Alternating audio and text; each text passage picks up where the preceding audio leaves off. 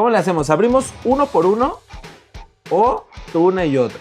Una y otra. Vale, entonces quien salga las secretas se queda con todo. ¿No? Hasta que te toque el secreto te llevas todo. Nah. Venga. Tú ya habías dicho. Tú abres este y compartir. yo abro el otro. Así que, y a la de 3. Ay, ya me ganaste. Bueno, 3. Ahí está. ¿Te imaginas que a la Vienen primera en bolsita secreta también. No. me tocó el que tú querías? ¿Sí? Algo que me gusta mucho es que vienen con una tarjetita coleccionable y estas tarjetitas suman pues al unboxing de la figurita. Entonces muy bien ahí por Bandai. Venga.